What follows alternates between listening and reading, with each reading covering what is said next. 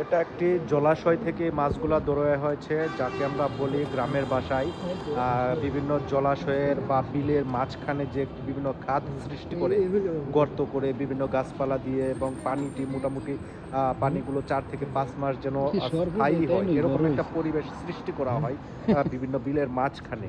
ওই বিলের মাঝখানে কিন্তু এই গ্রামেরই একজন বাসিন্দা, তিনি কিন্তু একটি এরকম খাদের সৃষ্টি করেছেন, এবং এই খাদে কিন্তু তিনি পরিচর্যাও করেছেন যেভাবে মাছ আটকানো যায়।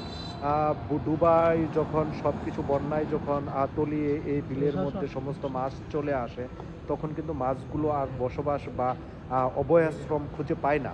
আহ, ওই মুহূর্তে কিন্তু এই বিলের সমস্ত মাছ কিন্তু একটা জলাশয়ে আবদ্ধ হয়, আর ওখান থেকে কিন্তু এই মাছগুলো মূলত ধরা। এখানে দেখতে পাচ্ছেন যে পুঁটি, মলা, পাঙ্গাস, কানলা, বড় বড় ট্যাংরা, টাকি মাছ রয়েছে, এবং এখানে দেখতে পাচ্ছেন একবারে ছোট ছোট মলা এবং কানলা, এবং এখানে দেখতে পাচ্ছেন না পাবদা, বড় বড় ট্যাংরা, গুজি এবং আইর মাছের বাচ্চা।